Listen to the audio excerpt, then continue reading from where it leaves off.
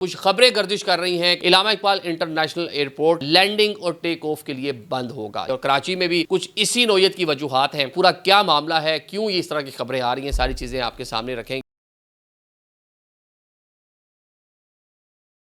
अस्सलाम वालेकुम नाज़रीन, मैं हूं आदिल निज़ामी और आप देख रहे हैं मेरा डिजिटल चैनल। नाज़रीन, आज का व्लॉग लाहौर के इलामा इकबाल इंटरनेशनल एयरपोर्ट के हवाले से है।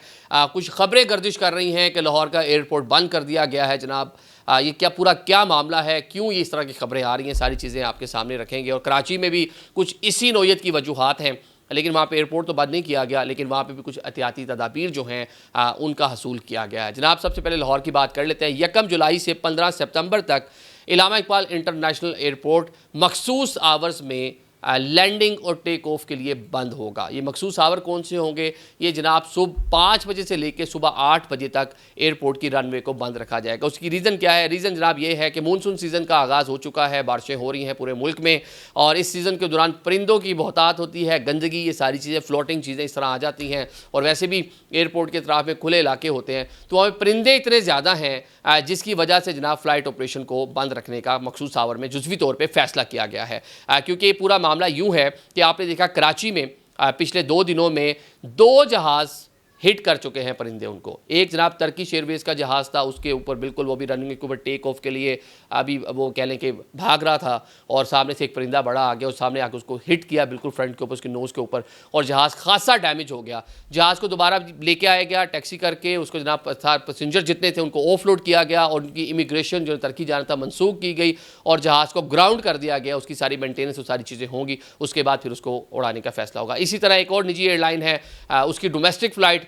उसके साथ भी परिंदा टकरा जाता है। तो ये वाक़यात बहुत सारे हो गए हैं। एयरलाइंस जो हैं उन्होंने भी ये तजवीज़ किया था, जो सिविल एविएशन अथॉरिटी है पाकिस्तान को, कि जनाब आप इसकी रोकथाम करें, ये हमारे जो जहाज़ हैं ये ख़राब हो रहे हैं, ये डैमेज हो रहे हैं, एक्सीडेंट हो रहा है, गॉड फॉरबिड अगर कुछ ज़्यादा कोई चीज़ हो जाए, जो पैसेंजर्स बैठे हुए हैं उनकी जानें भी कह लें कि दाव पे लग सकती हैं। साथ में एयरलाइन की क्रेडिबिलिटी बहुत अहम होती है, वो भी दाव पे लग सकती है। तो लिहाजा आप इसके हवाले से कुछ करें।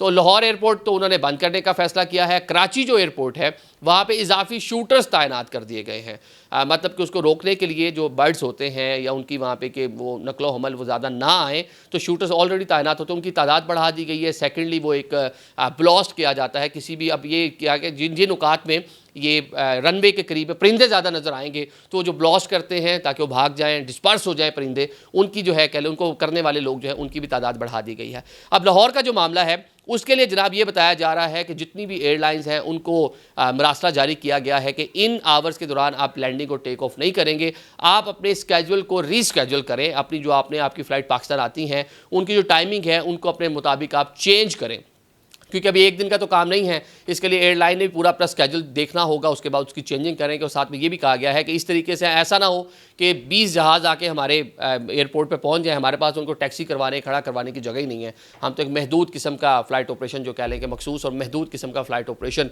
हम उसको इस मैनेज करने की सकत रखते हैं, अहलियत रखते हैं। तो ये जनाब हमने उनसे रिक्वेस्ट भी की है। ऑन द अदर साइड ये सीरियस किस्म का मामला है, दुनिया भर में इस तरह की चीज़ें हो जाती हैं, लेकिन पाकिस्तान में इस तरह के वाक़यात ये फिर से एक कह लें कि आपकी क्रेडिबिलिटी को ख़राब करने वाली बात है।